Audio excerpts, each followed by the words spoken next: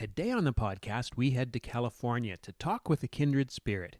Christy Wilhelmi is a self-described garden nerd with a passion for growing fruit and vegetables. She's an expert at small space, edible garden design.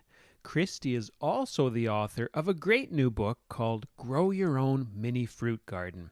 She talks to us about ways to incorporate fruit plants in small spaces, has ideas about container growing, shares her tips on pruning, and in general, ideas to succeed if you're new to growing fruit.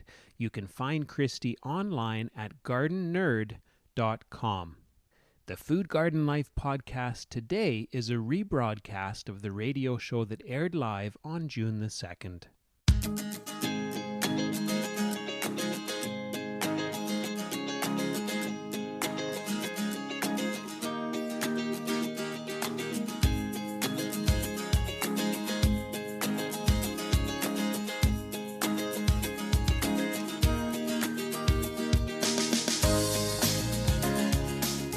Welcome to the Food Garden Life Show with your hosts Emma and Stephen Biggs, right here on Reality Radio 101.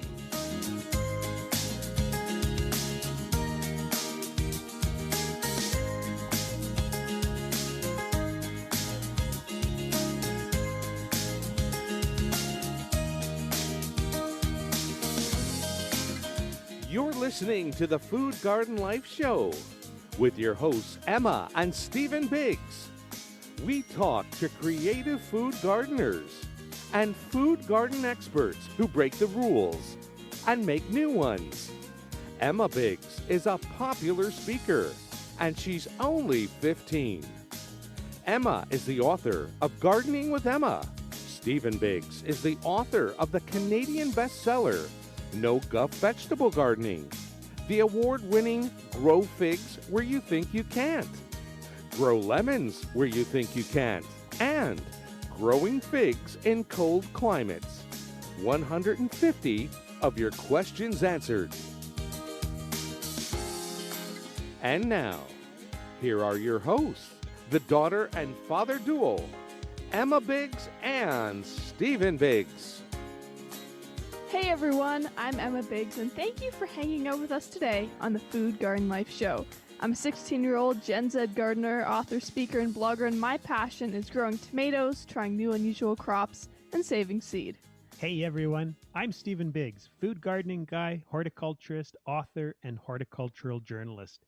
We think that growing and cooking together grounds people, strengthens families, and builds communities. And our goal is to inspire and inform with stories and ideas about gardening, food, and people.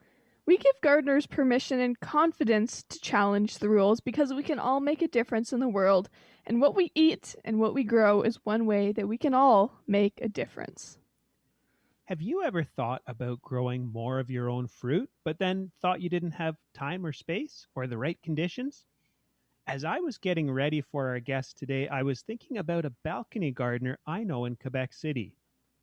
This balcony gardener, Maurice, likes to break the rules and make new ones. When he first got in touch with me about growing figs on his balcony, I told him that he had two things working against him. First of all, he's gardening on a balcony, but second of all, he's in a pretty cold place, Quebec City. But not to be deterred, he set out testing a bunch of different varieties and rigging up lights indoors so that he could get an early start and keep ripening his figs even when the fall frosts arrived. And Maurice succeeded. He's growing in a small and cold space. But where there's a will, there's a way. So if you have ever thought about growing fruit, but you have questions about how to do it, we have a super fun episode lined up for you today. Christy Wilhelmi is the founder of GardenNerd.com, and her obsession with gardening began in 1996 on the balcony of her Los Angeles apartment. Now that led her to a weekly gardening TV show, serving on the board for a community garden and writing gardening books, including Gardening for Geeks and 400 plus tips for organic gardening success. And her brand new book, which I have here in front of me, it is a beautiful book, and it is called Grow Your Own Mini Fruit Garden. And she's on the line with us today from California. And today in our tomato segment, Emma walks you through the Florida Weave, a training method for tomatoes that she's using at the urban farm where she works, Zawadi Farm, here in Toronto. And the fig segment is on vacation this month. But if you have suggestions for next month, I'd love to hear them from you. Got a fig or tomato question? If you email us now, we'll dig into them later when we get to that part of the show. And you can get on board now if you have questions, comments, or just if you want to give out a shout out and say hello. The studio email address is instudio101@gmail.com. Now, before we get to our guest, how have you been doing? I've sure had a pretty crazy month. It feels like I'm being pulled in a million different directions. I mean, one of those directions was when we had some really cold weather here the other day. It was almost freezing, and so I got a whole bunch of glass vases from the basement and put them on top of my pepper plants and moisture domes that I was covering everything up with. It was a little bit crazy. And now this weekend, it's going to be super hot. I think it's supposed to feel like 37 Celsius, which I just looked up is about 98 Fahrenheit. So that's pretty hot for here in Toronto. So there's lots of watering coming up too. And I have lots of tomato transplants I have ready and I need to get into the ground. And if you're in Toronto and you want some tomato transplants, let me know. Now, as Dad mentioned, I also started working at Zawadi Farm. And I've had a lot of fun with that. And we're going to talk about how we're training the tomatoes there in just a little bit. I've just wrapped up teaching my edible garden makeover online course, and it's been lots of fun. Along with online course videos, we had weekly Zoom meetings where we talked about what students are doing or hoping to do in their own gardens. I'm always so impressed by how varied and how creative people's approaches to gardening are. If you're interested in getting on the list for the next time I run the course, you can grab a spot on the list on my website, foodgardenlife.com. Now, we would love it if you kept in touch with us between radio shows, and we want to hear what you think. You can always message us at foodgardenlife.com. You can find us on Facebook, Twitter, and Instagram, where we hang out as Food Garden Life. And I also hang out on Instagram as @EmmaBiggs_grows, and my website is emmabiggs.ca. Now, while you're over at foodgardenlife.com, make sure that you sign up for Dad's newsletter, because when you do, you can get 2 free guides, 20 small space food gardening hacks, and grow figs where you think you can't in cold climates. Don't forget, you can tune in to our weekly podcasts by going to foodgardenlife.com or wherever you get your podcasts. And here are some of the fun topics that we covered since our last live radio show. We spoke with Nahum Lamore Friedman, who has channeled his PTSD struggles into a program that helps PTSD sufferers through gardening. And then we talked to Toronto foodscaper Jeremy Cooper to hear about his foodscaping tips and also how he got into the field of foodscaping. And then last week we headed to Montreal, and Jackie Martin told us all about a not-for-profit that's training urban farmers. Now, a shout out to some of today's listeners and people who have been listening from the past month. Thank you for your messages. We really appreciate them. So thanks to Anne, who saw the post online about quince blooms, to Amy for your good wishes, to the longtime listener, Michael, who sent a picture of something I need to paint when I finally get that new greenhouse. Oh, Dad, the pressure's on. Don't forget that. And also a thanks to Virginia, who saw my book at Fiesta Farms and sent me a picture. And I'm going to add, too, for anyone in Toronto who wants to stock up on tomato seeds before the crazy seed rush this year, you can always buy some tomato seeds from my garden at Fiesta Farms. A couple more shout outs to organizations that are doing things we love. Please check out Kids Gardening at kidsgardening.org.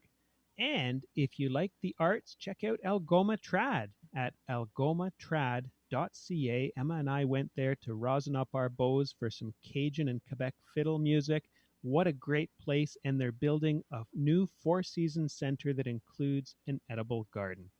Now, back to today's show. Our theme today is growing fruit in small spaces, and our guest, Christy Wilhelmi, loves to grow fruit. She's an expert at small space edible garden design and regularly teaches gardening classes in California. And her brand new book, which is right in front of me, I had a great time looking through it. It's called Grow Your Own Mini Fruit Garden, Planting and Tending Small Fruit Trees and Berries in Gardens and Containers. You can find her online at gardennerd.com, which is the ultimate resource for all garden nerds. And remember, we post contact information in the show notes. which go up on the website, foodgardenlife.com, the day after the show. So get on board now with your questions, comments, or just give us a shout out at instudio101@gmail.com. And now, without further ado, let's bring Christy onto the line. Welcome to the show. Hi, thanks for having me. Thank you so much for joining us, Christy. And why don't we start out? Maybe you can tell us about being a garden nerd. I think being a garden nerd is something people self-identify as. I think when I started early on with my business, people would walk by my booth and look at the name Garden Nerd and be like, "Oh, that's me!" And they'd run towards me with all of their gardening questions and pull their phones out and start showing me pictures. So if you've ever done any of those things, then you're a garden nerd. I think having been born from a nurse and an engineer, you're bound to get nerd genes in there. That's me. So I'm fully nerdy through and through. And when I started learning about gardening, I just wanted to know everything I could about it, which, as you know, is impossible, but you can try, right? Mm-hmm. So that's what we do. We try and learn as much as we can about something and dive deep and enjoy the process. That's what being a garden nerd is to me. Well, I'm curious to know, when you first became a gardener, what really excited you? What really interested you? I moved to LA, to Los Angeles, in California here where I live, and I drove past a community garden and almost got in a car accident. I was like, pull over so we could take down the PO box number to apply for a plot, because at the time I was only growing on my balcony and I had a small patio with very little sunlight. And I thought, oh, this would give me the space to grow. And the more I learned about gardening, the more people started asking me questions at this community garden when I finally did get a plot. And someone at some point was like, you should do this for a living. And I was like, oh, okay, why not? And then the rest is history, really. From there on, I just started teaching and branching out into putting in gardens, installing, designing gardens, and having fun around exploring. For me, the real nerdiness is exploring heirloom and open pollinated varieties that you can't get at the nursery. So that we could go on and on about that, I think. But you probably want to talk about fruit first. But Well, yeah, we want to talk about whatever you have to say, because I think you're full of really good information that we're excited to get out of you today. But let's jump into, so you started by seeing that community garden. How did it take you to where you are now? And you have this fantastic new book all about growing fruit in containers. Right. So when I started gardening, the community garden plot that I had and still have is 15 feet by 15 feet. And so what does that translate to in meters? Maybe what, five by 5 meters? I think it's close to that. And it's not a great big space, but it's bigger than what I had compared to my balcony. And so I learned a lot of techniques, including square foot gardening and grow biointensive and biodynamic and biointensive methods of all kinds, and combine them all to allow me to grow as much stuff in that small space as I could. And so I became the person who knows about growing things in small spaces. And then I ended up writing my first book, Gardening for Geeks, which focuses on all of that. And it's specifically about growing vegetables and herbs in small spaces. And then when Cool Springs Press approached me about writing a book about growing fruit in small spaces, I thought, oh, this is fantastic. Now I get to talk about that piece, because it's another world, really, growing fruit from growing vegetables, but in a way, you can still apply some of the same techniques. So I did a lot of research and wrote Grow Your Own Mini Fruit Garden, about how to grow things in small spaces. And that's whether or not you have a balcony or a patio or even some land to plant things in the ground or in containers. So I'm excited to share that information with people and get people growing fruit in places they didn't think they could. Okay. So I think it's kind of obvious that growing mini fruit trees is great if you have a limited amount of space. Are there other reasons why growing them maybe to a smaller size is beneficial? There's so many reasons.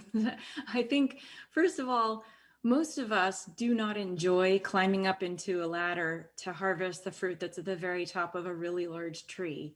I think most of the time, the information that we have as home gardeners comes from commercial agriculture and university information, agriculture information that's written again for farmers and, agriculture industry. And so when we home gardeners think about growing fruit, we don't have a lot of resources out there for keeping trees small. And so when I was introduced to the concept of backyard orchard culture, it really focuses on using several techniques to keep trees small. And for me, small is under 10 feet. Some people will like to let their trees get 12 to 15 feet tall, which is fine. You only really need a step ladder or maybe a very short ladder to get up on that. But for me, I want to be able to harvest fruit without having to get out a ladder at all. So I like to start there. And so there are different pruning techniques and of course tree selection that allow us to keep our trees small without butchering them to be something that they aren't, choosing dwarf varieties and semi-dwarf varieties at the most are going to give you the best opportunity to keep your trees small from the beginning. I also like to start with really young trees. So I'll buy a 5-gallon or a 7-gallon tree over a 15-gallon or a 20 and 24-inch box because I'm wanting those trees to grow in a lot smaller. Whether they're in a container or in the ground, I get to guide them from the very beginning. So that's one of the techniques to start with when growing small in a small space. Okay. And it's a good one to point out because I think a lot of people have a romantic notion of these in our part of the world. It's these big old apple trees, and people will picture something like that in a backyard. But as you point out, getting that fruit, you have to climb a ladder. So Yeah. Let's talk a little bit about tree selection. And you mentioned picking trees with the right roots. Can we dig into that a little bit more? Sure. It's important to choose a tree that has been grafted to the rootstock that is appropriate for you. And what that looks like is some soils they're prone to diseases or really poor drainage. And there are rootstocks out there that are better suited to soggy soils and poor drainage, or certain diseases that live, like viral diseases or fungal diseases that live in the soil. So if you are able to choose a tree that is grafted to the rootstock that suits you best, that's going to give you a better chance of survival, or the tree at least a better chance of survival, right? And also choosing a variety that is going to limit the size of the tree. So rootstock determines the size of your tree. And there are standard sizes, and then semi-dwarf and dwarf, and in some cases even miniature sized trees that there's rootstock specifically for all of those different sizes, depending on the species you want to grow. And it's a huge subject, really complicated. And I tried to keep it as simple as possible and narrow things down to what people will commonly find in nurseries or readily available, so that it wouldn't be too complicated for people who might want to try grafting on their own. So there's that. And I guess we should point out to listeners too that the rootstock will depend in what part of the world you are. So what suits me here in Toronto might be different from you in California or from the southeastern US, right? That's true. And I had to do a lot of research around common rootstocks because they weren't extremely common. It really does change. In England, in Europe, in Great Britain, the rootstocks names are completely different than what we have here in the United States. And up in Canada, it's a bit different too. So you'll want to do your research to find out what's best for you, depending on where you live. Okay. Now, The idea of pruning, and you were talking about getting trees when they're very young so that you're doing all that pruning right from the get-go. Let's dig into that a little bit. Sure. Now, and in talking about pruning, I'm also bringing in some of the other techniques that you use in backyard orchard culture. So backyard orchard culture uses a lot of summer pruning to reduce the height of the tree after you've finished harvesting the fruit off of it. And then that makes the detailed pruning that you do in winter a lot easier, and you don't have to worry about reducing next year's fruit as much by using summer pruning. But there's also techniques that you can use, such as, let me think. So we can talk about combination planting. Backyard orchard culture offers this really cool concept of planting 3, 4, or 5 trees in the same planting hole, or really nearby each other within 24 inches of each other's trunk. You know, you're planting the cluster, and then you use pruning to thin out the branches that are crossing in that combination. So you're basically treating this cluster of trees as one tree. And in order to do that, you have to thin the crossing branches and keep airflow open in the center of the combination. And you would use reduction or removal cuts in pruning to do that. And then that also allows you to shape the tree or the cluster of trees in a way that is more aesthetically pleasing. One of the other techniques is espalier or multi-fruit. So multi-fruit trees are grafted trees that have 3 or 4 varieties of the same plant family on there. So for, like, example, stone fruits. So you can have a plum, a nectarine, a peach, an apricot on the same tree, grafted to the same trunk. But one of the things that happens with multi-fruit trees is typically the branches that are facing south will be the ones that are dominant, and those grow. I don't know if you have either of you ever grown any multi-fruit trees before? No.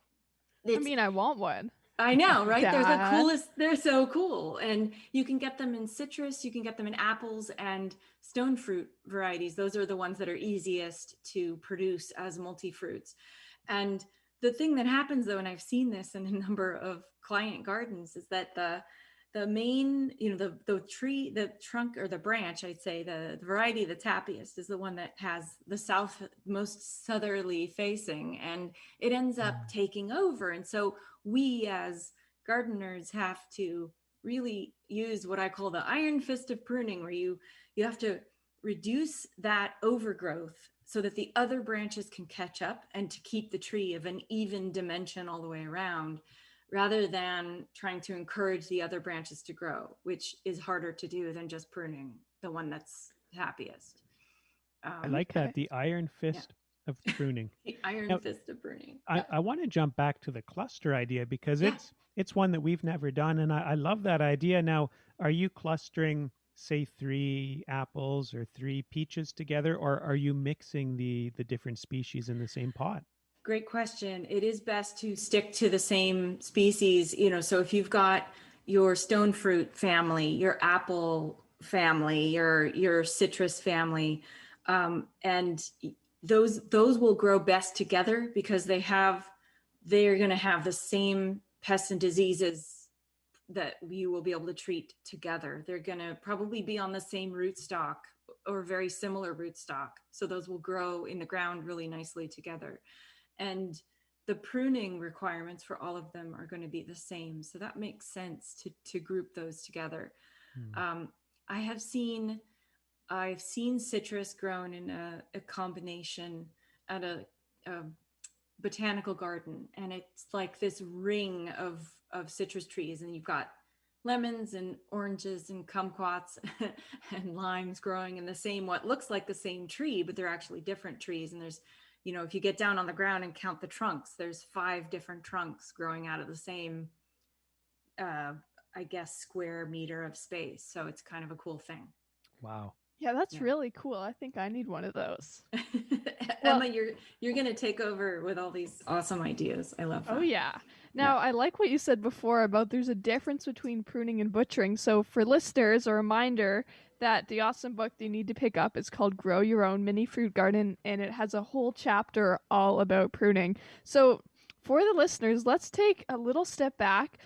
What should people be growing? Is there a certain type of fruit that they should go for if they're just beginners?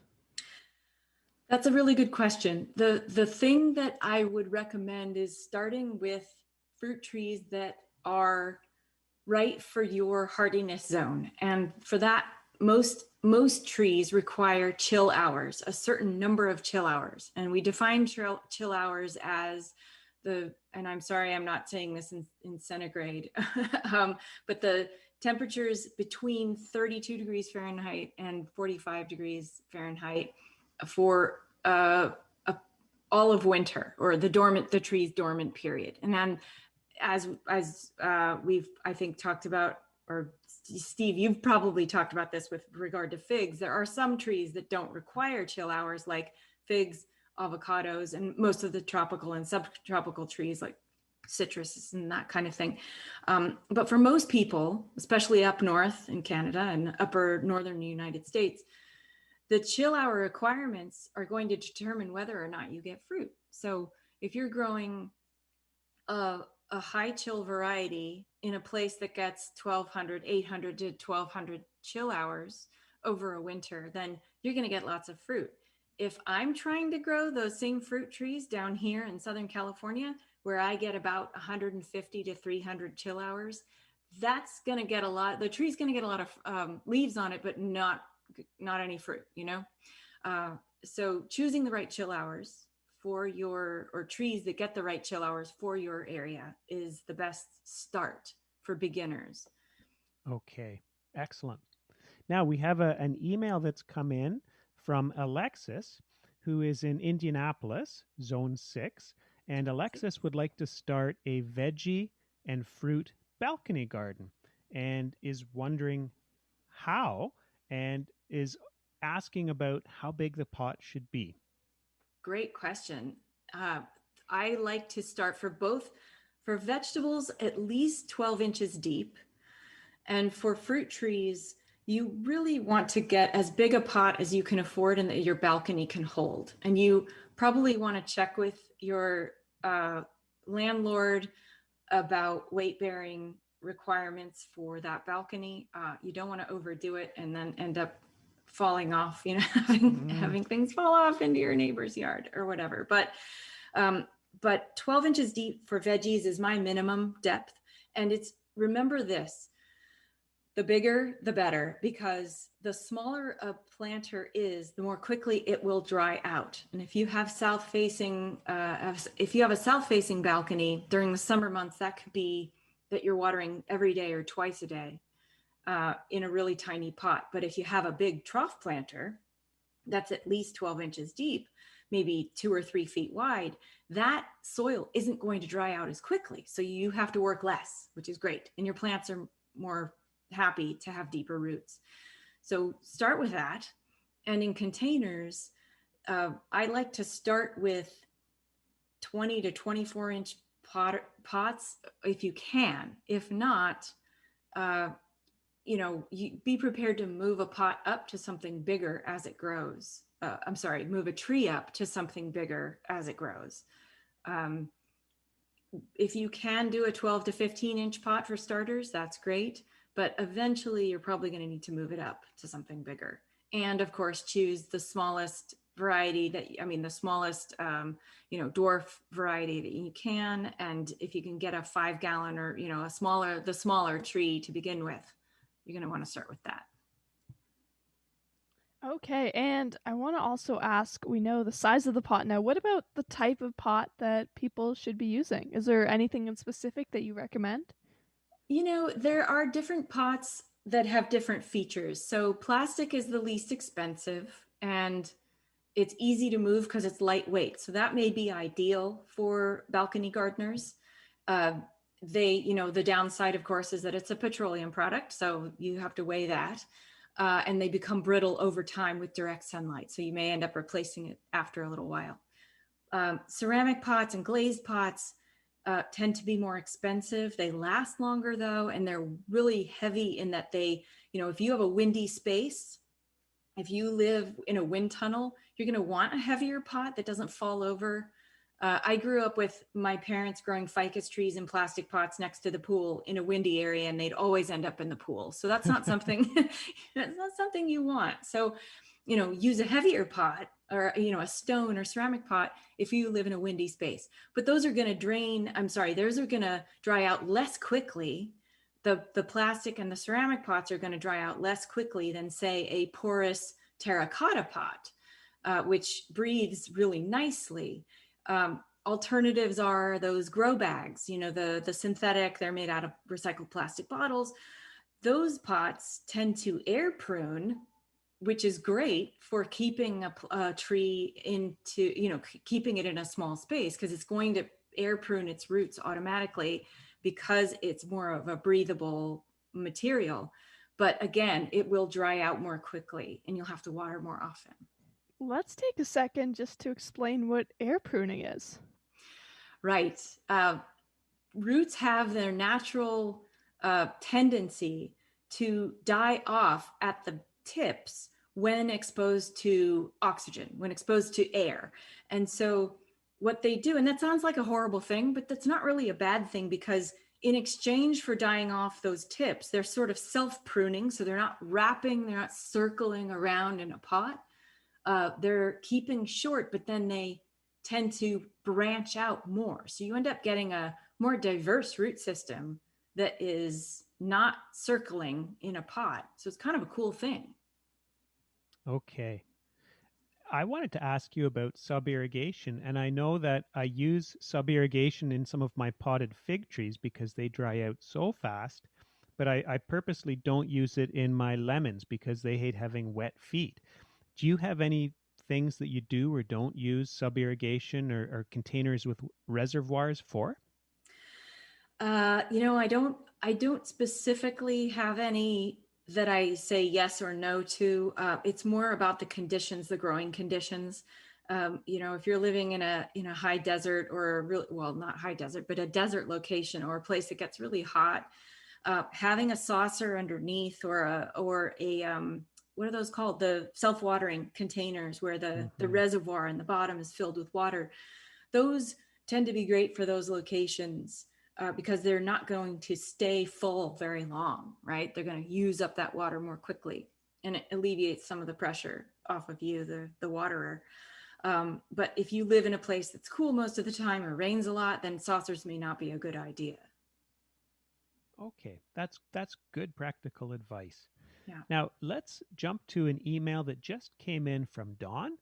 And Dawn's saying the vote is in, greenhouse for sure. So there you go, Emma.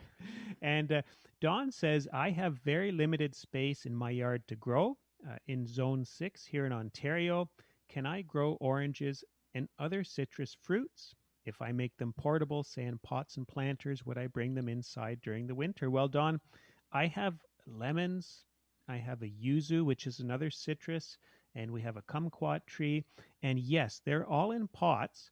But instead of bringing them into the house for the winter, think about if you have a garage that dips down to about freezing, but not much colder, you can put them in there, even if it's dark, because in that cold temperature, they'll pretty much stop growing, and you can stow them there for the winter. And I find that's easier than bringing them in the house where you're battling spider mites. The other thing you can do is we have a little lean-to greenhouse that goes down to about freezing, and so you can keep them that way. So that's what I do here. Now, Christy, what are your thoughts on containers and citrus plants? Citrus actually loves containers, so they don't mind having a cramped root system in containers. They do really well in them. I in my own house have at least 2 citrus in containers as well as in the ground. So I think it's a great idea. I think of the fruit trees, they tolerate container gardening the best. Some of the others need to be transplanted out sooner or moved up to a bigger pot sooner, but citrus tends to do well in containers. And you have potted citrus. What are they like over the winter where you are? Is it a matter of that you like having them in containers, or are they in containers so that you can pamper them a bit in the wintertime? Well, I'm about to make people angry. We don't have a frost here. so we have citrus growing year round. In fact, our biggest harvest is usually December through April. That's when they do their big fruiting. And then we get a second. Wow. I know, crazy, huh? So jealous. Yes, but your soil rests over winter, and that's something I am envious of. We are gardening year round, and so our soil gets very tired, and we have to continually feed it. So that is something, and our bugs don't die. That's the other thing. So it's a trade-off, right? You get a little bit of a break, and you kill off all the bugs, and we get citrus in winter, which is awesome. So there's that. But for us, for our warm winter climates, citrus and other subtropicals will do really well just out in the world without protection. Up against the foothills where some people do get a frost, you can drape a blanket over them, some floating row cover, and that's really all they need. That's pretty much the only requirement. They just need to be fed more often because they're in pots. I mean, anything that's a blanket statement about any fruit tree or fruit that's in a pot is going to need more food more often because you're watering, and with that drains most of the food. Okay. Now, we have listeners from all across North America, and so when I want to ask you what your favorite fruit trees are, and no need to worry about talking about things that are frost tolerant or not, but overall, if you could, let's say, only grow 5 fruit, 5 mini fruit crops, what would they be? Okay, I'm going to say that for me, I'm in love with my navel orange tree for every reason I just described. We get these big harvests, and they're so delicious. I swear, we've been buying fruit in the market, and it's nowhere near as good as what comes off the tree. So I'm really partial to navel oranges. I would say I really like growing blueberries in containers because if you have alkaline soil, it's very difficult to really amend the soil toward the acidic soil they prefer. So growing in containers is a no-brainer. You put acid planting mix in there and boom, your blueberries are happy. So that's one for sure. And it's a good idea to plant at least 2 different varieties next to each other so that you get a bigger harvest. They are self-fertile, but they do better and you get a bigger harvest if you plant 2 different varieties side by side. So that's 2. I'm a big fan of blackberries, which can be grown. In fact, will stay in check if you plant them in a trough planter or a container with a saucer underneath.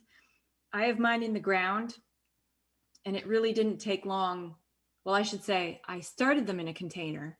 They grew through the drainage hole, and now I have baby blackberry root, runners coming up 15 feet away from the mother plant. So if you want to grow blackberries or raspberries or boysenberries or loganberries or anything like that that's on a cane that runs, put it in a container because you're going to be able to keep it from taking over your yard that way.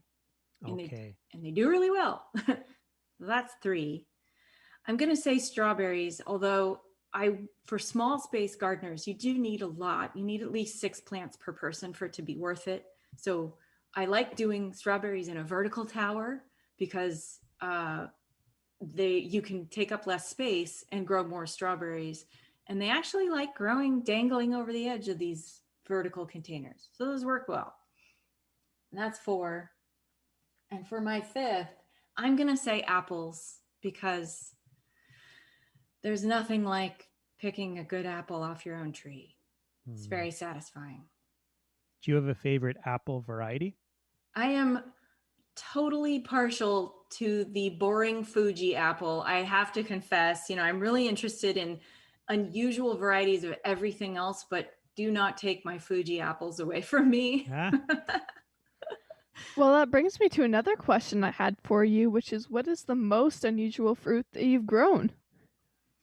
Okay, unusual fruit that I've grown. Okay, here in Southern California, we have this Mexico native called a loquat.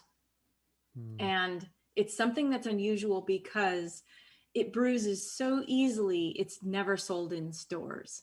It doesn't travel well, so you have to grow it in order to really enjoy it. And it's something that they volunteer around here. They grow like crazy, and they're planted as street trees along the sidewalk in some neighborhoods. And so it's a really unusual yet very common fruit in my area that most people have never heard of and wouldn't be able to recognize if they saw it. Okay. That's cool. I mean, I've never had loquat, but I've seen people on Instagram posting about it, and now I know that I have to actually go to California Yeah. to eat them. So I guess we're gonna have to book a trip. I think so. Yeah, come on down. After we build the greenhouse. Right. And on that note, Frank just sent in an email saying, "What excellent information today. Thank you very much for the tips and tricks. I love it. Oh, vote number 2, greenhouse at the Biggs homestead." Well, thank you, Frank. You're in trouble, Steve. I think Then so. maybe we could even grow the loquats In the greenhouse. Worth trying. Absolutely worth trying. Christy, I know this is a fairly general question, but I'm wondering, when you see people who are trying to grow fruit and they're failing, are there some common reasons that you see? And this might help people who are thinking about getting into fruit for the first time to avoid some mistakes. What are some common reasons for failure that you see? It depends on the fruit, but I'll give you a couple of examples. For example, with citrus and a number of other fruit trees, a lot of people overwater. I think that they put trees in with their lawns, and they don't carve out the space for the tree roots. So they're on the same irrigation as a lawn, which up where you live, you may not have to irrigate, but where I do, everyone irrigates their lawns at least 3 times a week. And it's the exact opposite of what fruit trees want. Fruit trees want deep but infrequent irrigation. And the more established they are, the less often they want water. So they'll want a long, deep soak if they're 3 years or older. But if they're younger than that, it's going to be maybe a good deep soak once a week, and then once every 2 weeks, and then once every 3 weeks, working up to a really established tree that gets watered once a month maybe. And you'll see yellowing leaves, and you'll be like, I'm giving it nitrogen, but it's still yellow. Well, try cutting back water. That's the first thing I do when I see citrus trees that are super yellow and they're dropping leaves, because they're in with the lawn, and they don't like that. Let's see, what other examples can I give you? The other thing that people might be doing, that if they're choosing a variety that's outside of their hardiness zone, that might cause little to no fruit to form. And if you choose a tree that requires a pollinizer and you've only got one of them, you may not get as much fruit. So there are specific varieties of fruit trees like cherries that need a pollinizer planted next to them. That is a different variety, but they have the flowers that talk to each other. Right. So a pollinizer then, for listeners, is just another fruit tree of the same type, except it's just a different variety. Right. And for things, there are all kinds of different types. There's the fruits that have perfect flowers that will pollinate themselves. There are fruits that have male and female flowers on the same tree. And then there are fruits that have flowers that are male in the morning and female in the afternoon, and vice versa. Like with avocados, you have to have a tree that is male in the morning and female in the afternoon, partnered with a tree that has flowers that are female in the morning and male in the afternoon. So they pollinate each other. It's crazy, but true. Wow. Yeah. Well, I had no idea. I did just read about my pawpaw, and it was saying how the flower starts off, I think, as female and then becomes male. I hope I've got that sequence right, but that was new to me until last week. Yeah. Isn't nature amazing? I love it. I wanted to jump back to something you mentioned, and when you were giving us 5 of your favorite fruits and you were talking about strawberries, you talked about the idea of a vertical tower. And I wonder if you could just describe that a bit for our listeners who might have heard that and are just trying to picture what it would look like. Sure, there are a number of products out there for growing vertically. You've probably all heard of the tower garden, which is a hydroponic gardening system that uses water and nutrients to flow through the root systems instead of soil. And those are, usually they're tall, like 4 or 5 feet tall, and they have pockets on the side all the way around a center cylinder. And you usually will tuck in the plants either with or without soil, depending on the product or, the vertical tower you're growing in. And then it gets fed either hydroponically or with the soil nutrients that you add. And it grows in a footprint that's maybe, 16 inches or 2 feet, rather than taking up a whole raised bed. I have a product in my yard called the green stalk, and I love it because it's deep. Each level is very deep. It's at least 10 inches deep with soil, and it's in soil. And the watering system, it reaches all the levels. So you don't have to worry about watering. You just water the top and it drains down to all the different levels. So that one's a good one. And it rotates on wheels because not all of them do. So for me, it solved all of the problems that I have with, with vertical gardens. But the idea is, you could build your own out of pallets. You can make a tower that's just stacking pots that are concentrically smaller as they get to the top and filled with soil. And you're building something basically that has layers of soil that you're putting plants in instead of planting in a long, wide space. Okay. Now, a question just came in from Sam in Vermont, wondering which of the fruits are grafted and which ones grow on their own roots. Good question. Most fruit trees are grafted. Fig trees are not, right? Unless, Okay. do you have any that are grafted up in your neck of the woods? I have never grafted a fig tree. I hear the odd person talk about doing it, and I think it's not that they need it. I think it's for collectors trying to squeeze as many plants or varieties as possible into a small space. Right. And most of the time, so the thing I hear from people are like, I'm going to grow this from seed. I'm like, okay, let's talk about that for a minute. Because this is a bit about plant sex. So the fruit that's on a tree is the way that it is because of the because of the branches or the trunk, the scion that it's grafted to. The above the graft union is the fruit that is what you want to produce, and below that is the rootstock. The fruit is exposed in flower stage to the pollen of every single thing that the bee collected prior to visiting that flower. And so if you then save the seeds from that fruit and try and grow it out, it has the genetic material from every single thing that bee pollinated. And so you have a wild card on your hands. The seed will probably not grow into the fruit you picked it from. It will taste different. It will have different attributes.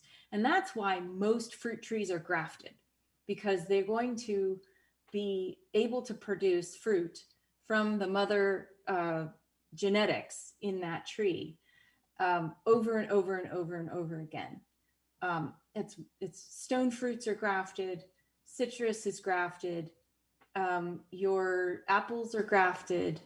What am I missing? Cherries, they're part of stone fruit. So I feel like I'm missing a few.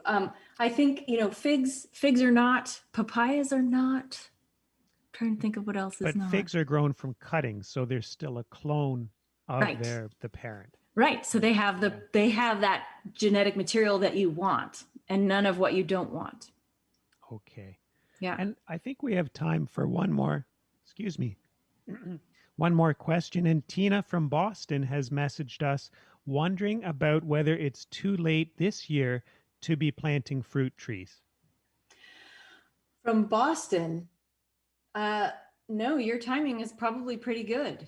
The thing, it depends on how quickly your first frost and subsequent frosts arrive. Generally speaking, in a lot of places, actually, the best time to plant a fruit tree is in the fall, because you can pre-order bare root fruit trees that arrive at your doorstep in a bag with sawdust. They're dormant, and you can dig the hole for them in the fall and then plant the tree when it arrives, which is dependent on where you live, will be shipped at the right time, usually in winter or very early spring. And you put it in the ground, and then in spring it breaks bud, and you've got yourself a fruit tree. So you may need, if you want to plant a tree now, you may need to wrap it up and give it some good protection over, if your frost arrives quickly. So I know the polar vortex is happening all over the place, and so I can't track anymore. I can't track how winters are affecting people, but certainly, Steve and Emma, you're probably going to have more advice for northern climates on how to protect your trees new trees heading into winter. Yeah, and I would say I agree with you. The fall is such a good time to plant, and if people are planting now, just as we get into some of these hot spells that we're getting, you do need to make sure that that little tree doesn't dry out. But for things that are more hardy, where we are here, I don't do a lot over the winter. It's just these things that are borderline, like the figs that need special protection, where I'm doing more things in the winter. Now, Christy, maybe one last thing, and then we'll need to wrap up for today. But I remember you saying earlier today that you like to work with young trees. So those people now who are excited and they're going to go out and order some fruit trees, maybe you can talk about a young tree and a whip, and what kind of things you might look for when you're ordering trees. I think, well, it depends on what form you're going to get it in. If you're buying a plant in a container, and if there are any nursery professionals out there listening, just cover your ears right now. One of the things I recommend in the book is don't be afraid to take that take that tree out of the pot and inspect the root ball before you buy it. I think a lot of times you'll run into trees that are root bound. Those roots are circling, or they've done made like a hard right or a hard left, and that's a sign a tree is going to be kind of stressed out. When you put it in the ground, it might not do as well as one that has a more open root system. So I look for that. And in terms of, I confess, I have never grown a tree from a whip or grafted myself. I researched and interviewed people who have done that kind of thing on their own and reported my findings in the book. So you'll find information on how to do that if you want to. It's in Grow Your Own Mini Fruit Garden. But I tend to go with established trees because most of my clients are beginning gardeners and they don't want to nurse along something that's brand new and really, really young. But by young, I mean like 5-gallon pots or 7-gallon at the most, because they're going to be more, they're younger, and so you can train them. And if you wanted to espalier, which is another thing we hadn't talked about, if you want to train a tree along a fence or a wall, the younger the tree, the better. It's more easy to manipulate and train at a young age than to force something that's already established and is older. Okay, well, Christy, we've had a great time talking with you today. I know that we need to locate some loquats and get even more fruit trees for our Toronto garden. Thank you so much for making time and joining us today. And before we finish up, can you please tell our listeners how they can find out more about what they do and find your book? Sure. You can find me and all the stuff that I write at gardennerd.com, GARDENERD.com. And I do also own the domain for Garden Nerd with 2 N's. So if you screw up and miss it, you'll still get there. You can also find me on Instagram, Twitter, Facebook. Just look at Garden Nerd 1 on Instagram and Twitter, and gardennerd.com on Facebook. I've got a YouTube channel, Garden Nerd YouTube channel, and my books are sold. Well, anywhere books are sold, you can find them. Okay. Christy, thanks so much for hanging out with us. And we feel like we're with a kindred spirit today because we are definitely nerds too. Yay! Thank you so much. This was a lot of fun. Thanks. Bye now. Bye. Thanks, Christy. Okay, well, before we move into Emma's tomato segment, Steve sent a question earlier in the show wondering about, and he says, with the very hot weather expected in the Greater Toronto area in the next few days, is it safe to plant veggie plants or should I wait until the weather may be a bit cooler? Emma? Well, here's what I'm thinking. I know I have a whole bunch of tomato plants that really need to go into the ground. They're getting really big, and so in the next few days, they are going to be going into the ground if I can find time. And so I think the main thing to know is that when it gets super hot, you're going to want to water a lot, especially with newer seedlings and younger seedlings. So water at least once a day, maybe twice a day. Water really deeply and soak that soil. And another thing too is maybe skip direct seeding for a few days. So things like carrots, which really like consistent moisture, or even lettuce. Most seeds really they don't like to dry out and then get wet again, and they're not going to germinate as well. So maybe keep all your established plants, give them lots of water, and maybe just hold off on the direct seeding for a little bit. And I have one thing to add too for Steve, which is that if I'm planting at this time of year and it's really hot and really bright, for some of the smaller seedlings that I put in, I'll actually put one of those trays that you buy plants in that have webbing. I'll put one of those over top, just upside down, and it casts some shade over top of your little seedling, keeps things a little bit cooler. And if you're planting something that's a little bit bigger and you can think of another way to cast a bit of shade in this really hot weather, then do that.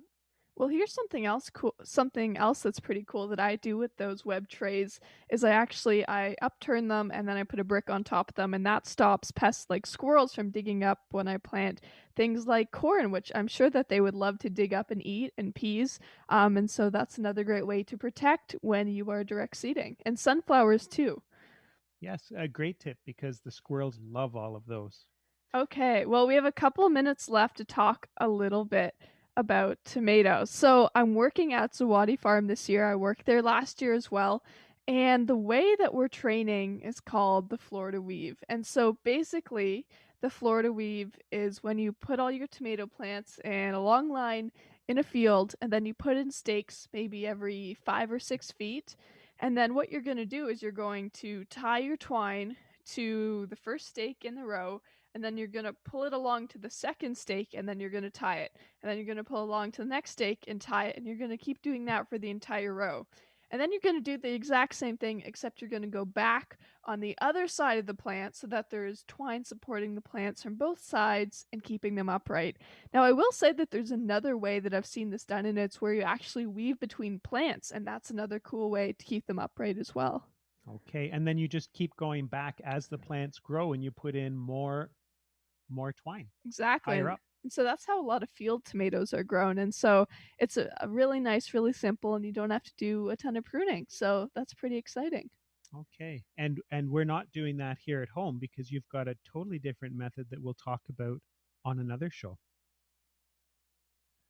All right. Well, the Food Garden Life show is just about over for today. A big thanks to Christy Wilhelmi for joining us on the show. And of course, a big shout out to our producer, Gary, who makes the first Wednesday of every month so much fun. Thank you, Gary. My pleasure, of course. Thanks for working your magic, Gary. And thanks to Alexis, Dan, Frank, Sam, and Tina for sending in your questions. We love hearing from you guys. Oh, and Steve, sorry I missed you at first. We love hearing what you think and what you have to say. Yeah. Next week on the podcast, we are heading to the Black Creek Urban Farm, which is here in Toronto, to hear about how this urban farm reaches out into the surrounding community and gets people growing with community plots, with some really cool programming, and they're even doing some preserving. Well, you know what? I'm so excited for this upcoming episode because I've been following Black Creek Black Creek Urban Farm on Instagram for a while, and I've been seeing the really cool things that they're doing. So I think it's going to be a good one. So make sure that you are tuning in to podcast episodes between the shows. And you can also connect with us and hear about what we're doing, who we're talking to on Instagram, Facebook, and Twitter at Food Garden Life. And you can find me under Emma Biggs _grows. And we'd love to hear your thoughts, which you can send in to foodgardenlife.com. And if you could do us a favor, if you do listen to podcasts on Apple Podcasts or Stitcher, Spotify, Google, or any other syndicating service, can you subscribe to our podcast? And if you like what we do, we'd super appreciate it if you'd review us. You're listening to the Food Garden Life Show. I'm Stephen Biggs. And I'm Emma Biggs. Thanks for tuning in and have a great month, everyone.